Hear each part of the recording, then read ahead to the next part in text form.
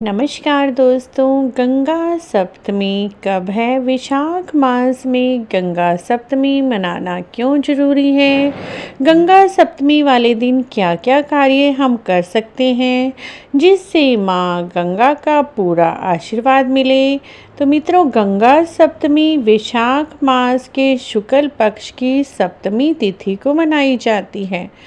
2022 में वैशाख मास में गंगा सप्तमी 7 मई को शुरू हो जाएगी दोपहर को और 8 मई को पूरा दिन रहेगी। उदया तिथि 8 मई को होने के कारण गंगा सप्तमी का त्यौहार 8 मई को किया जाएगा। वैशाख मास में गंगा स्नान का महत्व तो बहुत है ही। 8 मई को यदि आप पूरा महीना नहीं नहा पाए हैं तब 8 मई गंगा सप्तमी वाले दिन वैशाख मास में एक दिन स्नान करके भी आप गंगा जी के स्नान का पूरा फल उठा सकते हैं। तो आप 8 मई दिन रविवार को सुबह सूर्योदय से पहले उठ जाइए। यदि आप गंगा जी के तट पर जा सकते हैं तो बहुत अच्छा है, अगर नहीं जा सकते तो घर के पानी में ही कुछ बूंदें गंगा जल की मिलाकर आप स्नान कर लीजिए।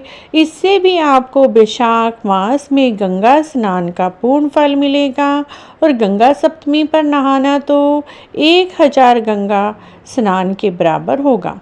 अब हम बताते हैं गंगा सप्तमी मनाने के पीछे का कारण। गंगा सप्तमी किस लिए मनाई जाती है? भगीरथ, जिन्होंने हजारों वर्षों तक गंगा जी को धरती पर लाने के लिए तपस्या की थी, क्योंकि उनके पितरों का उद्धार नहीं हो रहा था। उनके पितर तृप्त नहीं थे। अपने पितरों के उद्धार के लिए राजा भगीरथ जी ने करोड़ों वर्षों तक तपस्या की।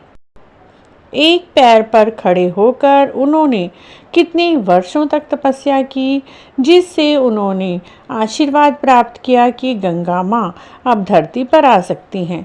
लेकिन गंगा जी का वेग इतना अधिक था, यदि अपने पूरे वेग से गंगा जी धरती पर आती तो इससे पूरी पृथ्वी नष्ट हो सकती थी। गंगा जी के वेग को रोकने के लिए भगवान भोलेनाथ जी ने गंगा जी को अपनी जटाओं में धारण कर लिया। उस दिन सप्तमी का दिन था।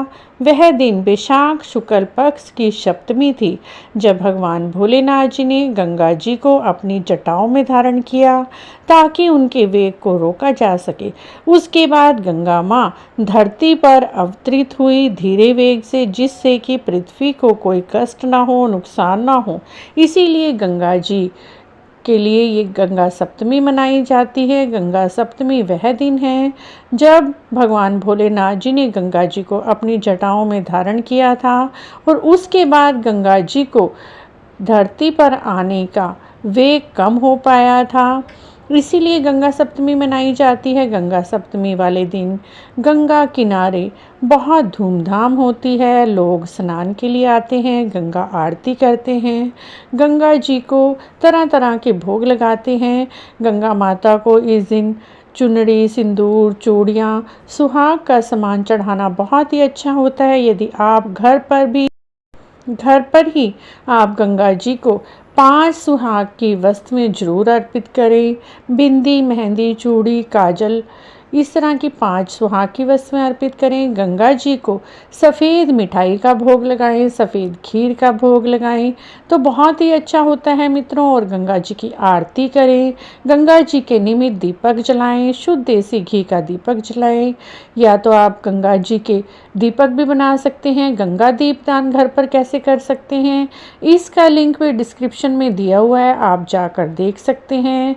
गंगा दीपदान आप आसानी से घर पर कर सकते हैं। मित्रों, अगर आपको गंगा सप्तमी से संबंधित यह सारी जानकारी अच्छी लगी है तो प्लीज़ हमारे चैनल को जरूर सब्सक्राइब करें, लाइक भी करें, कमेंट बॉक्स में हर हर गंगे अवश्य लिखें।